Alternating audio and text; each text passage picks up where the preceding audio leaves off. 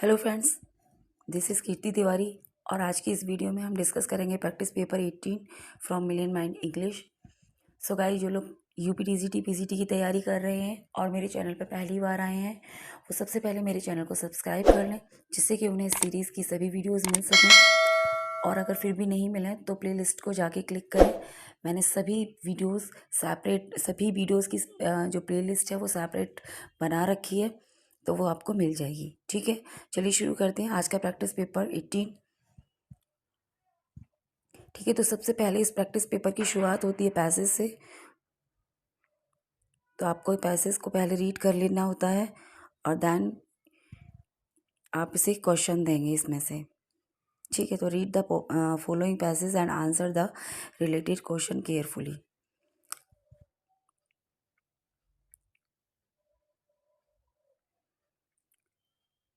So guys, इस passage से यहाँ पर 5 क्वेश्चंस दे रखे हैं,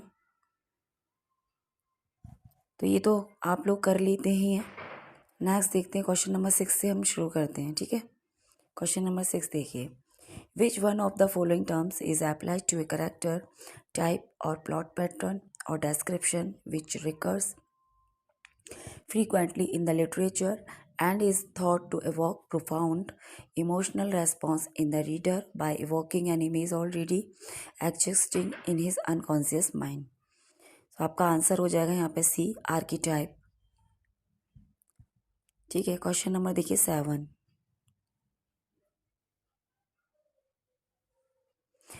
बैरोक मीन्स, बैरोक का क्या मतलब होता है?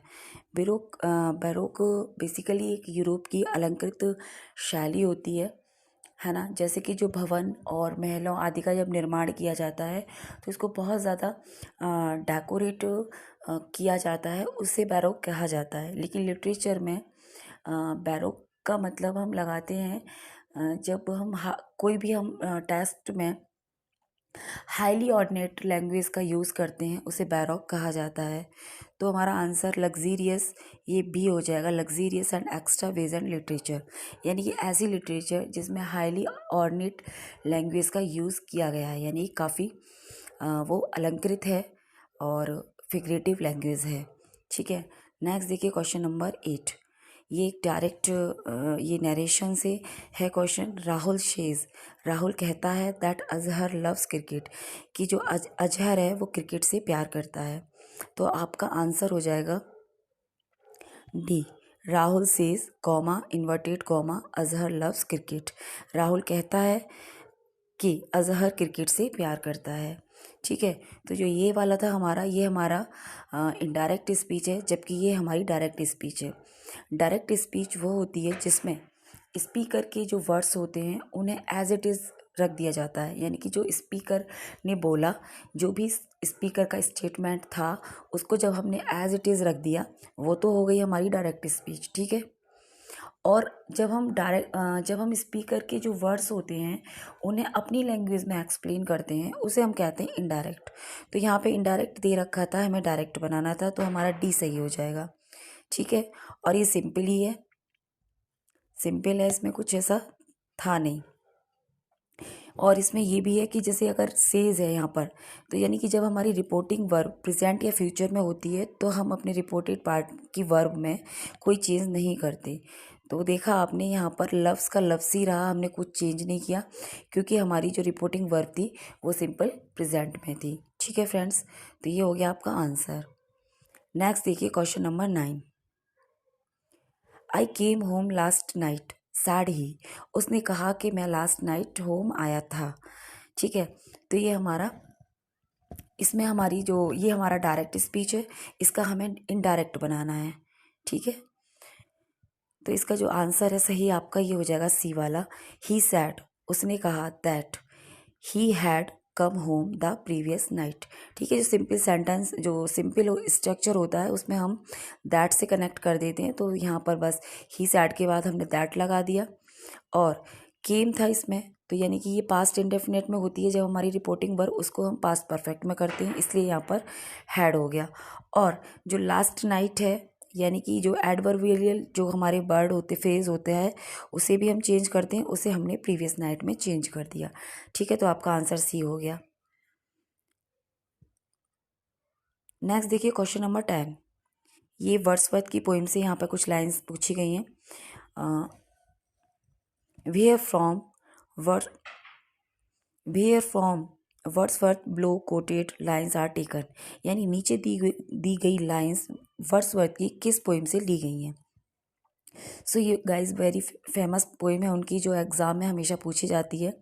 नो नाइटिंगेल डिड एवर चेंट, किसी भी नाइटिंगेल ने इतना सुंदर गाना कभी नहीं गाया होगा। मोर वेलकम नोट्स, इतने मधुर नोट्स टू वियरी वैंट्स, वियरी वैंट्स यानी थके हुए यात्रियों का समूह। ये थके हुए यात्रियों के समूह के लिए इतना सुंदर नोट्स किसी भी नाइटिंगेल ने नहीं गाए होंगे। जैसे कि वो सॉलिटरी रीपर गा रही थी, तो आपका यहाँ पर ए सही हो जाएगा, सॉलिटरी रीपर। ठीक है, उस सॉलिटरी रीपर से ये लाइंस ली गई हैं, जो कि पब्लिश हुई थी 1807 में इनके पोइटिक वॉल्यूम में, पोएम इन 2 वॉल्यूम्स। ठीक है, नेक्स्ट देखिए question number 11। The first version of the poem resolution and independence was written under the title, यानी कि आपको फर्स्ट वर्जन बताना है कौन सी पोएम का, रेजोल्यूशन एंड इंडिपेंडेंस। यानी जो वर्ड्सवर्थ हैं उनकी एक आदत है, जैसे उनकी जो पोएम्स होती हैं मोस्टली उनके 2 टाइटल होते हैं ना, एक मेन होता है एक सब टाइटल। तो यहाँ पर फर्स्ट वाला जो टाइटल इन्होंने दिया था इस पोएम का वो पूछा गया है, तो आपका आंसर हो जाएगा यहाँ पे द लीच गैदरर। ठीक है, ये जो पोएम है रेजोल्यूशन एंड इंडिपेंडेंस, इसका जो फर्स्ट वर्जन है वो है द लीच गैदरर, तो आपका आंसर हो जाएगा यहाँ पर ए। नेक्स्ट देखिए question number 12। What is Galsworthy Jocelyn, Galsworthy का जोसिलन क्या है। सो ये एक नोवेल है, तो ये आपका यहाँ करेक्ट हो जाएगा। नेक्स्ट देखिए question number 13। Why was Milton called lady in the college, Milton को कॉलेज में लेडी क्यों बुलाया जाता था। ठीक है, तो जो मिल्टन थे वो बहुत ज़्यादा खूबसूरत और बहुत डेलिकेट से लगते थे, उनका जो कॉम्प्लेक्सन था वो बहुत फेयर था, और उनके बाल जो थे बिल्कुल ब्राउन थे, तो वो एक मतलब लड़कियों जैसे लगते थे। सो उनको निकनेम दिया गया लेडी ऑफ क्राइस्ट, तो उन्हें कॉलेज में लेडी कहा जाता था, तो आपका आंसर हो जाएगा B, his delicacy and sweetness. ठीक है, नेक्स्ट देखिए question number 14। In which year did Milton die, Milton की डेथ कौन सी ईयर में हो गई थी। तो 1676 में उनकी डेथ हो गई थी, तो ए आपका यहाँ पर ठीक हो जाएगा। नेक्स्ट देखिए belles letters means, belles letters का क्या मतलब होता है। So lighter writing in prose, so C आपका यहाँ करेक्ट हो जाएगा। नेक्स्ट देखिए question number 16। The beggar said, ठीक है, ये भी हमारा डायरेक्ट इनडायरेक्ट से है question. The beggar said, beggar ने कहा पुवर्टी इज अ ग्रेट कर्स, पुवर्टी क्या है, एक महान अभिशाप है। सो आपका यहाँ पे करेक्ट ऑप्शन हो जाएगा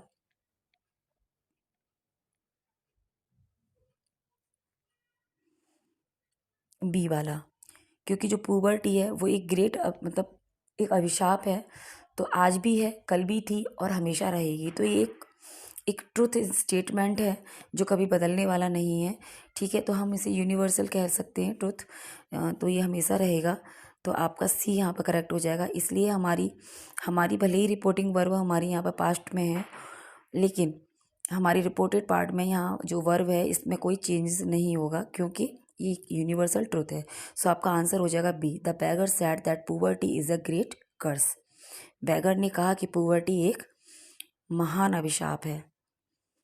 choose the correct voice for the sentence given below, आपको यहाँ पर passive voice, correct passive voice को सेलेक्ट करना है। ठीक है, तो the mason is building a wall, mason ने क्या बना रहा है, वॉल बना रहा है। ठीक है, तो हम जब इसका पैसिव बनाएंगे तो हम एक वॉल को एज ए हमारा ऑब्जेक्ट होता है, एक्टिव में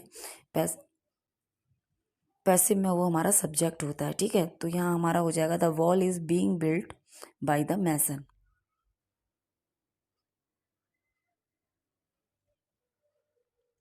ठीक है, तो आपका डी वाला सही हो जाएगा, the wall is being built by the mason. Next देखिए question number 18। As the weather was bad we stayed indoors, simple sentence. ठीक है, सिंपल सेंटेंस में आपको बनाना है, क्योंकि वेदर बहुत ख़राब था तो हम घर पर ही रुक गए थे। तो आपका आंसर हो जाएगा it being a bad weather, It being a bad weather, we stayed indoors.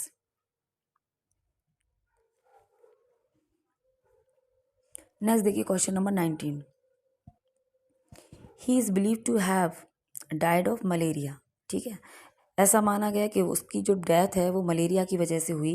तो ये हमें कन्वर्ट करना है कॉम्प्लेक्स सेंटेंस में. तो जब हम इसे कॉम्प्लेक्स में बनाएंगे तो हमारा बनेगा ये, it is believed that he died of malaria. तो बी यहाँ पे आपका सही हो जाएगा. ठीक है, it is believed that he died of malaria. Next देखिए question number 20. If you want to smoke you will have to go out said the conductor. Conductor ने कहा कि अगर तुम स्मोकिंग करना चाहते हो तो तुम्हें बाहर जाना होगा. So the conductor sad.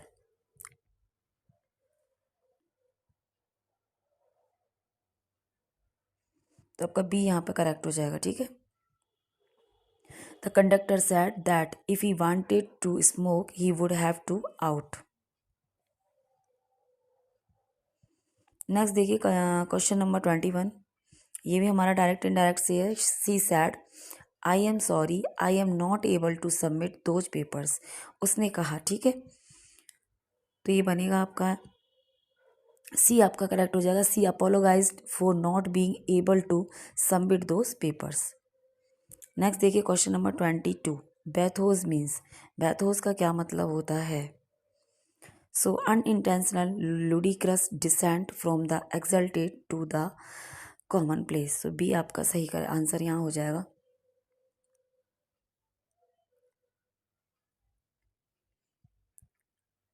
Next देखिए question number 23. Which is the incorrect sentence. इसमें से इनकरेक्ट सेंटेंस कौन सा है? So you have 20 rupees, I have 2 10 rupees note, India can not accept the two nation theory. तो सी वाला आपका इनकरेक्ट है, बाकी सब सही है. नेक्स्ट देखिए question number 24. They poured water on us. ठीक है, तो आपको यहाँ पे आप इसका वॉइस चेंज करना है. तो ये एक्टिव में है, ये स्टेटमेंट एक्टिव वॉइस में है. आपको इसका पैसिव बनाना है. सो ये इसका पैसिव हो जाएगा water was poured on us. Water was poured on us. So D यहाँ पे करेक्ट हो जाएगा. नेक्स्ट देखिए क्वेश्चन नंबर 25. यहाँ भी आपको वॉइस चेंज करना. They are preparing the papers now. तो ये एक्टिव है, तो आपको इसको पैसिव में बदलना है. ठीक है, they are preparing the papers now. तो the papers are being prepared. ठीक है, जब हमारा इज़म आर लगा होता है ना, तो जब हम इसका पैसिव बनाते हैं तो बीइंग लगाते हैं प्लस वी वर्ब की थर्ड फॉर्म. तो the papers are being prepared now. तो डी यहाँ पे आपका सही हो जाएगा. Which of the following expression is correct. यहाँ पर कौन सा एक्सप्रेशन सही है? Yours sincerely. तो ए वाला यहाँ पे सही हो जाएगा. ठीक है, योर्स एक प्रोनाउन है, तो योर्स बिल्कुल सही है. ये ए वाला ए ही सही है यहाँ पर.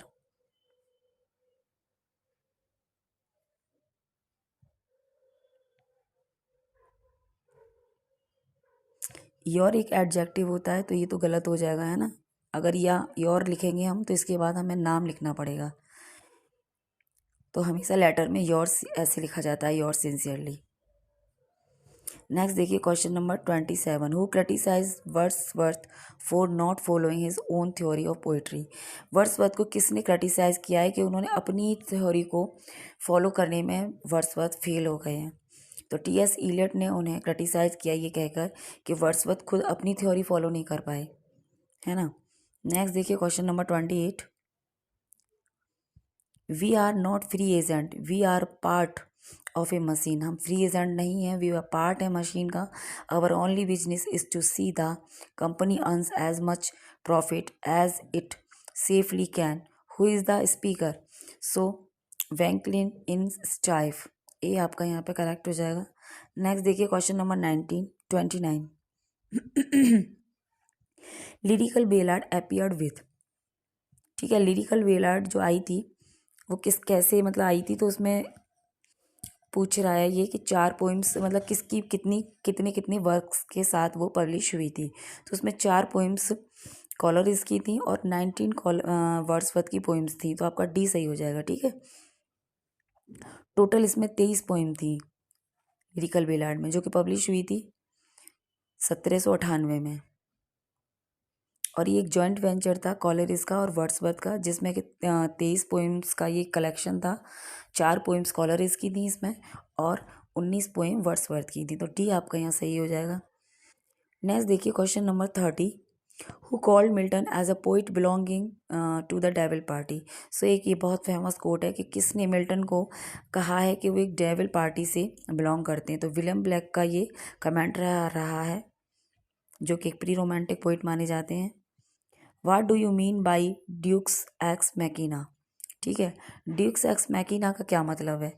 तो इसका मतलब होता है जब हम किसी एपिक के पोइम के अंदर सुपर नेचुरल एजेंसी का यूज़ किया जाता है, उसे हम ड्यूक्स एक्स मैकिना कहते हैं। सुपर नेचुरल एजेंसी को बोला जाता है। तो डी आपका यहाँ सही हो जाएगा।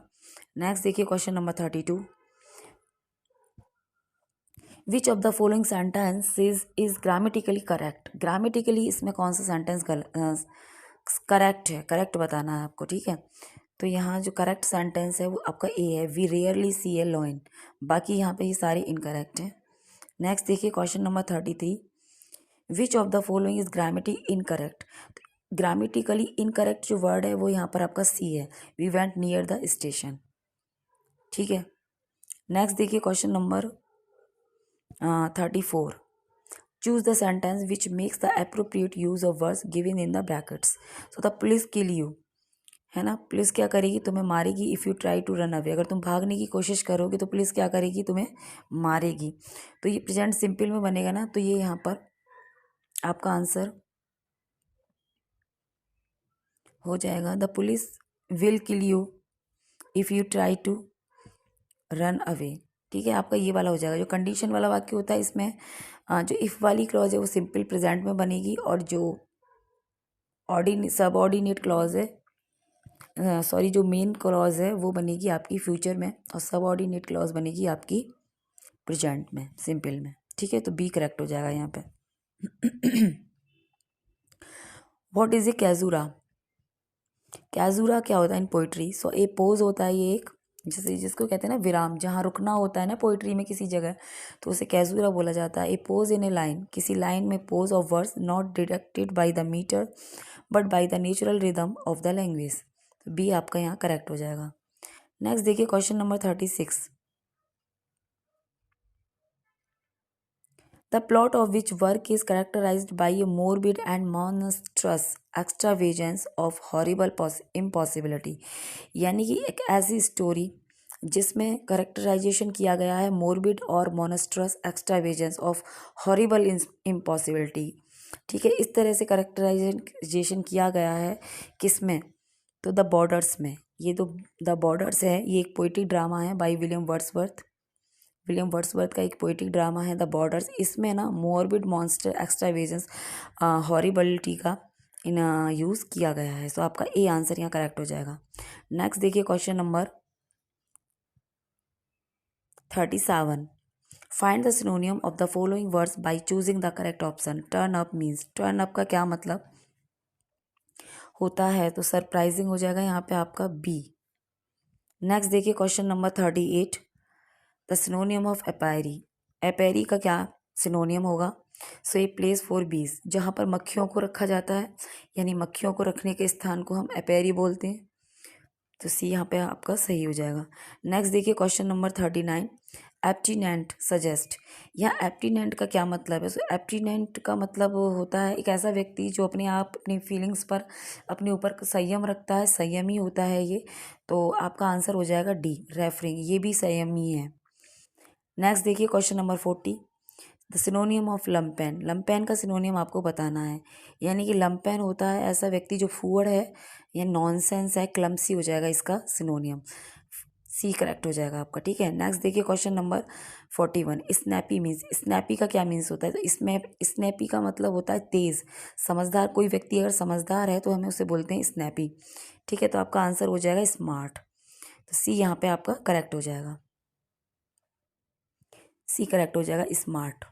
देखिए नेक्स्ट क्वेश्चन नंबर 42। इम्पेरियल का मीन्स क्या होता है। सो जियोपर्डीज होता है, तो ए आपका यहाँ पे करेक्ट हो जाएगा। नेक्स्ट देखिए question number 43।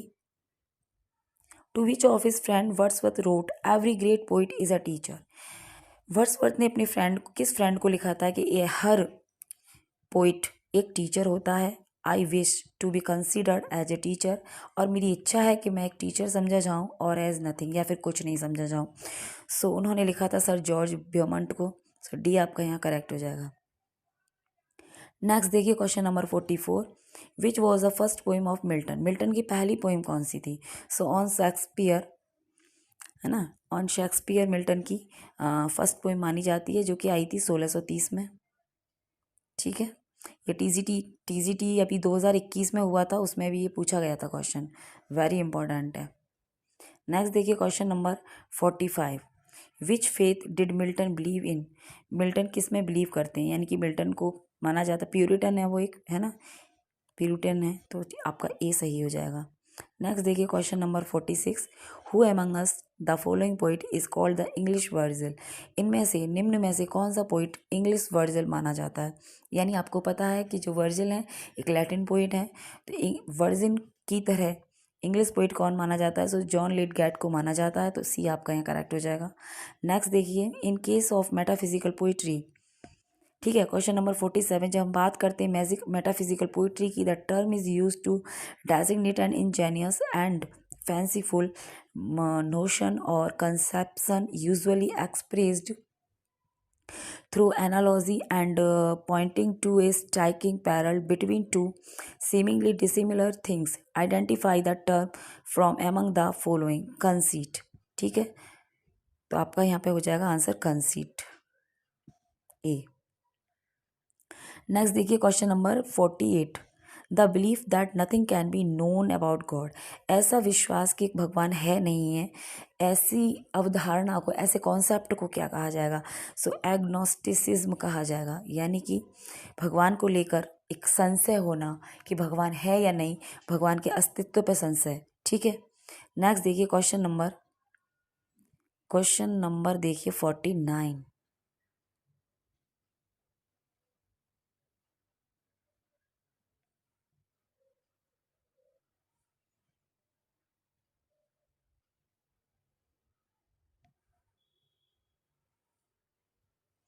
Question number 49, science of the race of mankind. ठीक है, science of the race of mankind, mankind की जो रेस है उसकी जो साइंस है, उसकी जो स्टडी है, उसे क्या बोलते हैं, जो जीनियोलॉजी उसको हम बोलते हैं। ठीक है, तो ये आपका यहाँ पे करेक्ट हो जाएगा। नेक्स्ट देखिए question number 50, what is meant by denouement in the drama. Denouement का क्या मतलब होता है ड्रामा में। तो डिनोमेंट कॉमेडी होती है, ड्रामा होता है हमारा, ड्रामा की दो कैटेगरी होती हैं, दो पार्ट में डिवाइड होता है, कॉमेडी और ट्रेजेडी। तो जो कॉमेडी होती है उसके एंड को हम डिनोमेंट बोलते हैं नॉर्मली। ठीक है, लेकिन यहाँ पर आपका आंसर हो जाएगा A, the final unravelling of the plot. ठीक है, ए आपका यहाँ आंसर हो जाएगा। Who suffer solitary confinement in Justice. कौन, जस्टिस एक जो प्ले है वाइगाल्सवर्दी 1910 में जो आया था, 1910, उसमें कौन सॉलिटरी कन्फाइनमेंट सफ़र करता है। सो फेल्डर एक करेक्टर है इसमें, हाँ सेंट्रल करेक्टर है इस प्ले का, तो आपका ए यहाँ सही हो जाएगा। नेक्स्ट देखिए question number 52, he was the man who of all modern and perhaps ancient poets had the largest and most comprehensive soul, who said this in praise of Shakespeare। किसका statement रहा है ये, in the praise of Shakespeare, Shakespeare की तारीफ करी है। सो John Dryden ने कहा है ये इन हिज ड्रामेटिक पोइजी 1668 में उनका एक वर्क आया था जिसमें उन्होंने शेक्सपियर की तारीफ करी। क्वेश्चन नंबर देखिए 53, dithyramb is an emotional choral hymn. ठीक है, ये एक इमोशनल कोरल हिम है, भजन है जो एसोसिएटेड है डायनोसियस से, तो आपका सी यहाँ पे करेक्ट हो जाएगा। 54, who was the pioneer of the idea that no work of literature whatsoever has been able to express exactly what it wanted to say। सो ये जो इसके इस स्टेटमेंट के पाइनियर हैं जैक्स डेरिडा, तो डी आपका यहाँ करेक्ट हो जाएगा। नेक्स्ट देखिए question number 55, detaining and confining someone. किसी को डिटेन करना, कन्फाइन करना क्या कहलाता है, इंटेरोगेशन। सो आपका बी यहाँ करेक्ट हो जाएगा। नेक्स्ट देखिए question number 56, an underhand device resorted to in order to justify misconduct. ठीक है। सो सबटरफ्यूज, ये आपका सही हो जाएगा। नेक्स्ट देखिए question number 57, a little water clears us of the deed, who says and to whom, कौन कहता है, किससे कहता है, little water clear us of the deed. जो स्टेटमेंट है ये मैकबेथ से लिया गया, ट्रेजेडी बाय विलियम शेक्सपियर। इसमें लेडी मैकबेथ कहती है मैकबेथ से, तो बी आपका यहाँ करेक्ट हो जाएगा। नेक्स्ट देखिए क्वेश्चन नंबर 58, वोकैब से है द अपोजिट ऑफ स्टेल्दी। स्टेल्दी का मत अपोजिट क्या होता है, ठीक है, एंटोनियम बताना है। तो स्टेल्दी मीन्स होता है छिपा हुआ, छिपा हुआ, ठीक है। तो इसका जो अपोजिट है वो ओपन हो जाएगा, ओपन मीन्स खुला हुआ। बाकी सर रेप्टियस, सीरियस, सीक्रेट, ये सब, इन सब का मतलब छिपा हुआ है, ठीक है। क्वेश्चन नंबर देखिए 59, which of the following is mismatched with reference to word antonym sequence. यहाँ पर एंटोनियम का जो है सीक्वेंस दे रखा है, ठीक है। जैसे एक्विट का कन्विक्ट होता है, ग्रांट का ऑर्डिनरी होता है, इस तरीके से। तो मिसमैच्ड आपको बताना है। तो ये यहाँ पर आपका ठीक है। एक्वाइट का क्या होता है, कन्विक्ट। ग्रांट माने होता है शानदार, तो इसका अपोजिट हो जाएगा ऑर्डिनरी। हम्बल, हॉटी, हम्बल होता है नम्र, हॉटी होता है घमंडी। तो जो मिसमैच्ड है वो हो जाएगा डिसोलेट। डिसोलेट का परकोलेट, ये गलत है, आपका मिसमैच्ड है। सो आंसर डी आपका करेक्ट हो जाएगा। नेक्स्ट देखिए question number 60, pick out the word opposite in the meaning. ऐसे वर्ड को पिक आउट करना है आपको जो अपोजिट, इसका अपोजिट बताना है, यानी रैंकर का आपको अपोजिट बताना है। तो रैंकर मतलब होता है डिसलाइकिंग, एक तरह से किसी को नापसंद करना, यानी विद्वेष। हिंदी में, शुद्ध हिंदी में इसको बोलते हैं विद्वेष, ठीक है। तो इसका जो सही ऑप्शन हो जाएगा आपका लाइकिंग, सी। किसी से विद्वेष रखना तो हम रैंकर बोलेंगे, और किसी को लाइक करना तो लाइकिंग है ना। तो ये क्वेश्चन नंबर देखिए 61, which poem among the Lucy poems does not directly mention Lucy.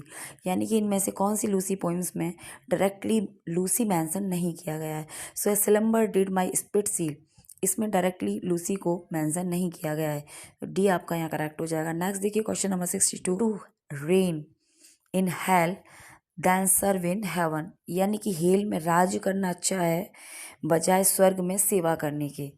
ये देखो स्टेटमेंट दिया है सैटर्न ने इन पैराडाइज लॉस्ट, ठीक है, मिल्टन का एपिक है। नेक्स्ट देखिए question number 63, little we see in nature that is ours. ठीक है, हम थोड़ा बहुत नेचर में देखते हैं, जबकि नेचर क्या है, हमारी है। इज लाइन फ्रॉम, एक लाइन ली गई है, एक विलियम वर्ड्सवर्थ की बहुत फेमस सोनेट है, the world is too much with us. ठीक है, तो आपका डी यहाँ करेक्ट हो जाएगा। नेक्स्ट देखिए क्वेश्चन नंबर देखिए 64, which poem describes Wordsworth pantheistic philosophy. ठीक है, पैंथेस्टिक फिलोसफी को कौन सी पोएम डेस्क्राइब करती है वर्ड्सवर्थ की। सो टेंटन एबी में इसको डेस्क्राइब किया गया है। सो डी आपका यहाँ सही हो जाएगा। नेक्स्ट देखिए question number 65, who criticise popular belief which one who criticise popular belief. ऐसा व्यक्ति जो क्रिटिसाइज करता है पॉपुलर बिलीफ का, which he think are mistaken और अनवाइज। यानी कि जो ट्रेडिशनल है उन्हें तोड़ने वाला व्यक्ति, उन ट्रेडिशनों को नहीं मानता, उनको नकारने वाले व्यक्ति को कहते हैं आइकोनोक्लास्ट। सो आपका बी यहाँ करेक्ट हो जाएगा। ठीक है, नेक्स्ट देखिए question number 66, the chief 4 type of composition. ठीक है, कंपोजिशंस के 4 प्रकार होते हैं, argumentation, description, narration and last जो 4 वाला है वो होता है एक्सपोजिशन। सो आपका सी यहाँ करेक्ट हो जाएगा। नेक्स्ट देखिए द करेक्ट क्वेश्चन नंबर देखिए 67, द करेक्ट स्पेलिंग इज, आपको करेक्ट स्पेलिंग बतानी है एकामुलेट की। सो एकामुलेट की जो करेक्ट स्पेलिंग है वो है ACCUMULAT, यानी ए डबल ए के बाद डबल सी है इसमें, इसका मतलब होता है इकट्ठा करना। ठीक है, नेक्स्ट देखिए question number 68, which of the following word is miss spelled. इनमें से मिस स्पेल्ड वर्ड कौन सा है। सो कॉन्सियस है ना, ये आपका मिस स्पेल्ड वर्ड है, डी आपका करेक्ट हो जाएगा। नेक्स्ट देखिए question number 69, Down to conclusion, I have not had an opportunity to explain it to you yet. So don't jump to conclusion, है ना, तो आपका ए यहाँ सही हो जाएगा 69 का। नेक्स्ट देखिए question number 70, Those are pearl that were his eyes, where does this line appear। ये लाइन कहाँ appear होती है। सो ये द टेम्पेस्ट की लाइन है, सो सी आपका सही हो जाएगा यहाँ पे।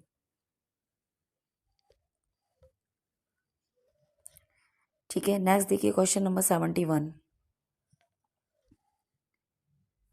यहाँ द करेक्ट स्पेलिंग बतानी है आपको हेमरेज की।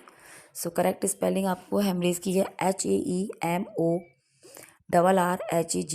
है ना। इसका मतलब होता है जैसे कि ना मतलब खून निकलना, नक नाक नली, जैसे किसी नाड़ियों में से खून बहता है ना, उसको हम हेमरेज कहते हैं। ठीक है, नेक्स्ट देखिए question number 72। A little more than kin and less than kid kind, who says. तो ये कहता है हैमलेट, इन हैमलेट, है ना, a play by William Shakespeare. तो सी आपका यहाँ पे करेक्ट हो जाएगा।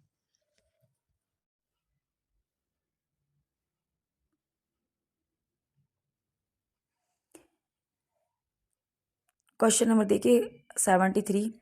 Galsworthy begin his literary career as. Galsworthy ने अपना लिटरेरी कैरियर किस रूप में शुरू किया था। सो एज ए नोवेलिस्ट उन्होंने अपना लिटरेरी कैरियर शुरू किया था। तो आपका सी यहाँ करेक्ट हो जाएगा। नेक्स्ट देखिए question number 74। I love the man and do honour his memory. ठीक है, आई लव द मैन, मैं उस मैन को प्यार करता हूँ, and to honour his memory who said about Shakespeare. Shakespeare के बारे में ये किसने कहा है। सो बेन जॉनसन का स्टेटमेंट है ये। ठीक है, ये आपका सही हो जाएगा। नेक्स्ट देखिए question number 75। One that loved not wisely, one that loved not wisely but too well. ठीक है, सो ये कोट है, कौन से प्ले से लिया गया है। Who is the speaker in the Shakespeare's play. ठीक है, शेक्सपियर के किसी प्ले से ये लिया गया है। So who is the speaker आपको बताना है। सो ओथेलो, इसका ओथेलो ने ये शब्द बोले हैं। सो आपका बी सही हो जाएगा, ओथेलो। ठीक है, नेक्स्ट देखिए क्वेश्चन नंबर 76।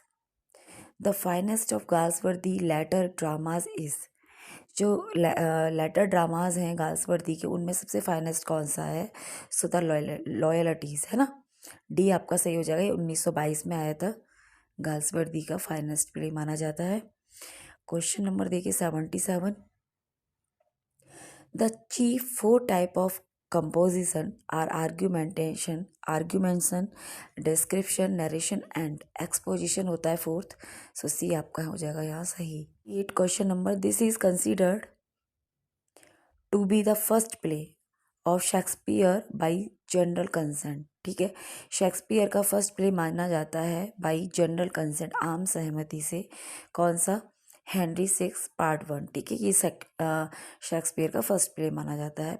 ठीक है, देखिए नेक्स्ट है question number 79। All that lives must die, passing through nature to eternity, who says and to whom. किसने कहा है, कौन कहता है और किससे कहता है। So these lines are quoted from Hamlet. ये लाइन्स ना हैमलेट प्ले से ली गई हैं, जिसमें कि जर्टूड बोलती है ये लाइन्स हैमलेट से। ठीक है, क्वीन जर्टूड टू हैमलेट। सो आपका ए सही हो जाएगा। इसमें क्वीन जर्टूड कहती है कि तुम्हें ज़्यादा मतलब परेशान नहीं होना चाहिए अपने फादर की डेथ के लिए, क्योंकि जो लाइफ्स है मस्ट डाई, एक ना एक दिन सबको मरना ही है। ये तो नेचर नेचर का मतलब एक मतलब क्या कहते हैं, इटर्निटी है नेचर की, कि सबको मरना है, अंत सबका निश्चित है। So don't worried about your father. So आपका ए यहाँ करेक्ट हो जाएगा, Queen Gertrude to Hamlet. Next देखिए question number 80। Which author reported that Shakespeare had been a country school master. किस ऑथर ने ये रिपोर्ट किया था कि शेक्सपियर एक कंट्री स्कूल मास्टर रहे हैं। सो जॉन ऑब्रे ने। ठीक है, ये माना जाता है इनके अनुसार। तो आपका बी यहाँ सही हो जाएगा। नेक्स्ट देखिए question number 81। Who called Milton God gifted organ voice of England. बहुत फेमस कोट है ये जो कि बोला गया है टेनिसन के द्वारा। टेनिसन ने मिल्टन को कहा है God gifted organ of voice of England. So Tennyson यहाँ पर सही हो जाएगा आपका। नेक्स्ट देखिए question number 82। What was the name of Milton third wife. Milton की थर्ड वाइफ का क्या नाम था। ठीक है, तो मैरी पॉवल उनकी फर्स्ट वाइफ थी, एंड कैथराइन वुडकॉप सेकंड थी, और थर्ड उनकी एलिजाबेथ मिंशेल थी। तो आपका यहाँ पर सी सही हो जाएगा, है ना, एलिजाबेथ मिंशेल। 3rd वाइफ है मिल्टन की, 3 शादियाँ करी थी मिल्टन ने, हल्के फुल्के पोइट नहीं है। क्वेश्चन नंबर देखिए 83, विच 2 words rhyme in the first stanza of daffodils. ठीक है, कौन सी 2 लाइन्स फर्स्ट स्टेंजा में राइम करती हैं? ट्रीज एंड ब्रीज, है ना, तो आपका ए सही हो जाएगा यहाँ पे। नेक्स्ट देखिए question number 84, Shakespeare left his home village for London. इन्होंने लंदन के लिए अपना जो लेफ्ट होम विलेज था वो कब छोड़ा? 1587 में इन्होंने छोड़ दिया था, है ना, शादी के 5 साल बाद। और 1582 में इनकी शादी हुई थी शेक्सपियर की। सो आपका ए यहाँ पर ठीक हो जाएगा। ठीक है फ्रेंड्स, नेक्स्ट देखिए question number 85, 14 bras in Hamlet is. 14 bras कौन है हैमलेट में? So he is prince of Norway, Norway का प्रिंस है वो, तो बी यहाँ सही हो जाएगा आपका। नेक्स्ट देखिए question number 86, in strife the strike take place at. Strife में जो स्ट्राइक हुई है, मतलब एक स्ट्राइफ प्ले है भाई गर्ल्स वर्दी, उसमें एक स्ट्राइक होती है, वो कहाँ पर होती है? सो टिनाथा टिन प्लेट वर्क्स। ओके, सो आपका ए करेक्ट हो जाएगा यहाँ पे। नेक्स्ट देखिए question number 87, N extended narrative which carries A second meaning. ठीक है, एक extended narrative which carries A second meaning along with its surface story would be called, है ना। तो एक ऐसा नैरेटिव वर्क जिसके मीनिंग होते हैं 2, एक होता है सरफेस मीनिंग और एक होता है हिडन मीनिंग, उसको हम क्या बोलते हैं? उसको बोलते हैं एलेगरी। ठीक है, एलेगरी में क्या होता है, एक स्टोरी चलती है जिसके 2 मीनिंग हमें दिखाई देते हैं, एक तो सरफेस पर दिखाई देता है हमें, है ना, जिसे हम देख रहे होते हैं, एक दिखता है हमारा उसके अंदर जो होता है वो हिडन मीनिंग जिसे हम समझ रहे होते हैं, है ना। तो 2 आपका यहाँ पे एलेगरी हो जाएगा। D is correct here. ठीक, वो सॉरी बी एलेगरी है ना। नेक्स्ट देखिए question number 88, in which year was paradise lost completed. Complete कौन सी ईयर में हुआ था, है ना, तो 1665 में ये कंप्लीट हो गया था। एक्चुअली जो पैराडाइज लॉस्ट है ये एपिक है मिल्टन के द्वारा, जिसे लिखने की शुरुआत उन्होंने कब करी थी? 58 में लिखने की शुरुआत करी थी, कंप्लीट हो गया था 1665 में, एंड पब्लिश हुआ था 1667 में। ठीक है, तो ये आपका जो है सी वाला ऑप्शन सही हो जाएगा यहाँ पर। नेक्स्ट देखिए question number 89, the narrative poem Venus and Adonis is dedicated to. जो वीनस एडोनिस है शेक्सपियर की लॉन्ग नैरेटिव पोएम किसको डेडिकेट है? So Henry Wriothesley, Earl of Southampton, Baron of Titchfield, इन सबको है। So to these 3। Okay, D आपका यहाँ सही हो जाएगा ऑप्शन। क्वेश्चन देखिए 90, which of the following words has correct spelling. यहाँ पर जो वर्ड्स दिए गए हैं 4, जिनमें से करेक्ट कौन सा है? सो रेंडेव्यू आपका ए वाला यहाँ सही हो जाएगा, रेंडेव्यू। इसका मतलब होता है मिलन स्थल, है ना, हिंदी में तो इसको मिलन स्थल बोलते हैं, एंड इंग्लिश में मीटिंग प्लेस बोल सकते हैं। ठीक है, जैसे मिलते हैं ना कहीं कि वहाँ पर कॉफ़ी पीने के लिए जाते हैं, कॉफ़ी प्लेस होता है ऐसे, जैसे कनॉट प्लेस है दिल्ली का। देखिए 91 देखिए, द करेक्ट स्पेलिंग इज, यहाँ पर भी आपको करेक्ट स्पेलिंग बतानी है।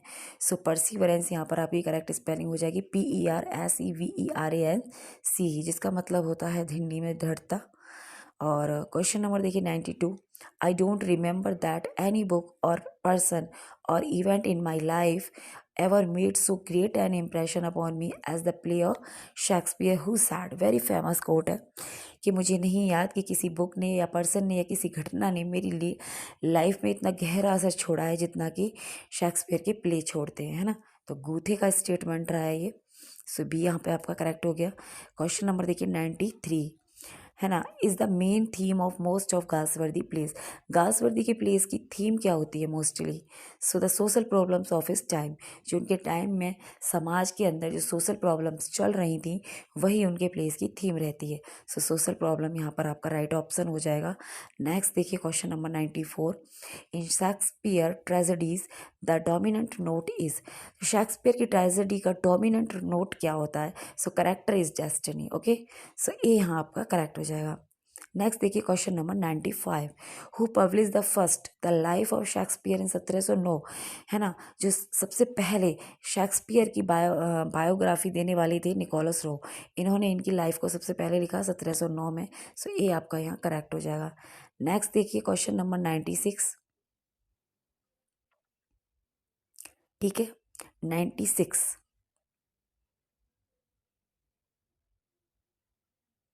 ओके 96 में देखिए, the boy resembles dash his father with to, no preposition is needed.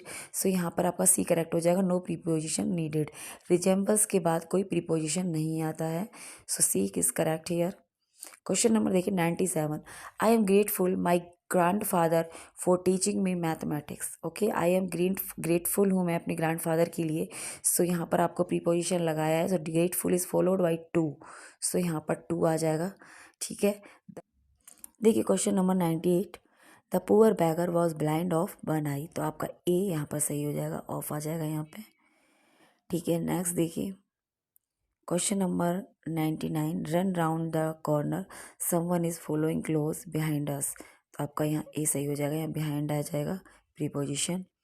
Next देखिए 100, the cat is hiding from us dash the under the table, है ना, तो आपका अंडर ऑप्शन यहाँ पर ठीक हो जाएगा, डी वाला।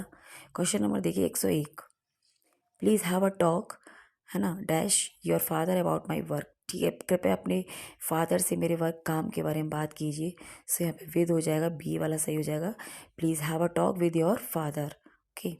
नेक्स्ट देखिए question number 102, after the event he felt weak and tired, replace the underline word को रिप्लेस करना है कि काम करने के बाद जो ये था उसने वीक एंड टायर्ड फील किया, तो इनरवेटेड हो जाएगा। इनरवेटेड का मतलब ये होता है बिल्कुल थकना, खाली हो जाना।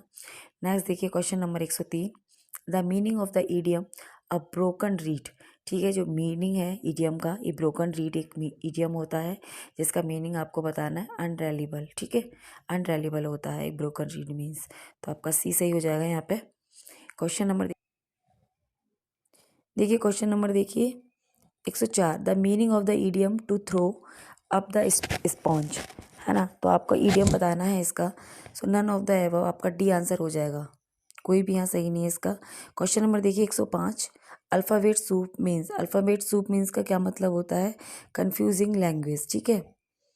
नेक्स्ट देखिए question number 106, which of the following idiomatic comparison is not correct, कौन सा इडियमेटिक कंपैरिजन यहाँ सही नहीं है। So as cheerful as bark, so आपका बी सही हो जाएगा यहाँ। क्वेश्चन नंबर देखिए 107, which one of the following assumption best expresses the position of post structuralism criticism, है ना, तो apprehension of reality is a construct, C आपका यहाँ करेक्ट हो जाएगा।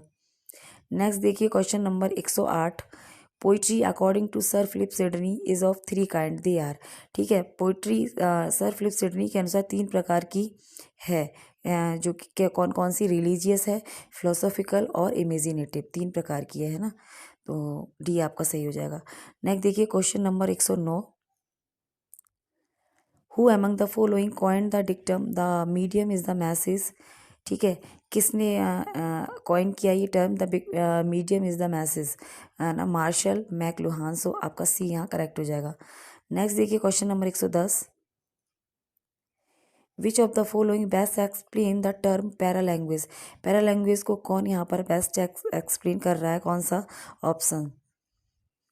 सो the way in which people show what they mean other than by the words they use, है ना, तो बी आपका यहाँ पे सही हो जाएगा। देखिए question number 111, which two of the following oppositions are best evoked by Hamlet's a trance to be or not to be, है ना, इसका क्या मतलब है, बोलता है ना Hamlet, to be or not to be, जीऊँ या मरूँ, करूँ या ना करूँ, तो इसमें से दो ऑप्शन आपको बताने हैं जो इसके लिए सूटेबल हैं। तो बिटवीन लाइफ एंड डेथ, एक तो वही सोचता रहता है कि मैं जीऊँ या मर जाऊँ, क्या करूँ, तो एक तो ये सही हो जाएगा आपका। एक हो जाएगा करूँ या ना करूँ, सो बिटवीन डूइंग और एब्सटेनिंग फ्रॉम डूइंग, तो 1 और 4। तो यहाँ पे आपका ये choose the correct answer from the option given below, यहाँ आपका करना है। तो आपका पहला और जो फोर्थ है वो हो जाएगा 1 and 4 ओनली। ठीक है, जीऊँ या मरूँ, करूँ या ना करूँ, करूँ या नहीं करूँ, ये वाला 1 and 4 ओनली। नेक्स्ट देखिए, which book of the paradise lost incorporates the speech rhythms of Adam and ewe marital quarrels. ठीक है, कौन सी बुक में इन दोनों का क्वेरल दिखाया जाता है, एडम एंड ईव का। सो बुक 9 में डी यहाँ आपका करेक्ट हो जाएगा। नेक्स्ट देखिए क्वेश्चन नंबर 100। नेक्स्ट देखिए question number 113। Which two of the following statement are applicable to meta language. ठीक है, कौन से दो स्टेटमेंट मेटा लैंग्वेज पे एप्लीकेबल हैं, तो यहाँ भी आपको कोड दे रखा है, आपको दो इसमें से ऑप्शन देखने हैं। तो एक तो मेटा लैंग्वेज जो होती है टेक्निकल लैंग्वेज होती है, which describe the properties of language. ठीक है, तो ये हो जाएगा। सेकंड ऑर्डर लैंग्वेज, एक सेकंड ऑर्डर लैंग्वेज ये होती है, तो 4। सो 1 and 4 ओनली हो जाएगा आपका, 1 and 4 ओनली का आंसर सी वाला हो जाएगा। नेक्स्ट देखिए question number 114। Which two of the following dramatist are associated with the epic theatre. यहाँ भी आपको दो ऑप्शन चुनने, so Bertolt Brecht and Arnolt Bronnen. आपके ये दूसरा और जो आपका ये तीसरा, ये दोनों सही हो जाएंगे, है ना। तो 2 and 3 ओनली, बी ऑप्शन सही हो जाएगा, 2 and 3 ओनली। नेक्स्ट देखिए question number 115। Who was Milton's model. Milton का कौन मॉडल रहा when he recast the first edition 1667 of paradise. ठीक है, मिल्टन का मॉडल कौन रहा जब उन्होंने अपना पहला जो उसका पब्लिकेशन था उसको रिकास्ट किया, तो वर्जिल, है ना। Lost in 10 books to 12 books of the second edition 1674। यानी कि उन्होंने पहले ओरिजिनल उनका 10 बुक में आया था एपिक, बाद में उन्होंने इसे 12 बुक में किया। तो इसका कारण क्या था कि उन्होंने वर्जिल को अपना मॉडल माना, उन्होंने भी 12 बुक में अपना एपिक दिया था, तो उन्होंने भी इसे 12 बुक में दे दिया, और बुक नंबर 7 और बुक नंबर 10 को डिवाइड कर दिया 2 भागों में। ठीक है, तो ऐसे वो 12 हो गई, 1674 में दिया था। देखिए question number next 116। Which of the following statement is correct in relation of to Shakespeare works. ठीक है, शेक्सपियर के वर्क में कौन सा स्टेटमेंट सरल है, वो सही है ना। तो quarto appear during his life time and the folio edition appeared posthumously. तो आपका बी सही हो जाएगा यहाँ पे।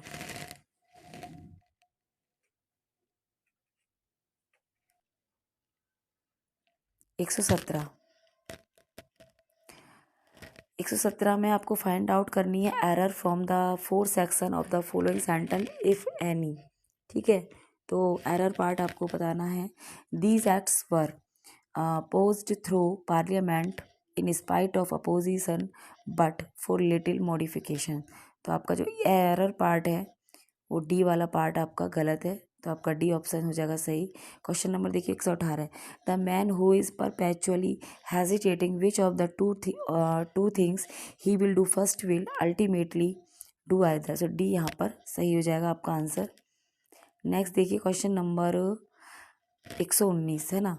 डायरेक्शन देखिए, improve the underline part of the sentence if needed. यहाँ पे इम्प्रूवमेंट कीजिए अगर आपको नीड लग रहा है तो। So question 119, my cousin brother is a teacher. तो माई कज़न ब्रदर क्या है, एक टीचर है। सो यहाँ पर ब्रदर लगाने की ज़रूरत नहीं है, कज़िन का मतलब ही होता है मेरा चचेरा भाई। तो आपका बी यहाँ पर सही हो जाएगा। ठीक है, क्वेश्चन नंबर देखिए 120। The tale is so good but it can not be true. कि ये सही नहीं हो सकती, ये इस कहानी इतनी सत्य थी कि ये सही नहीं हो सकती। तो यहाँ जो आपका अल्टरनेटिव है ये आ जाएगा too good to. I had lived with my grandparents since 2000।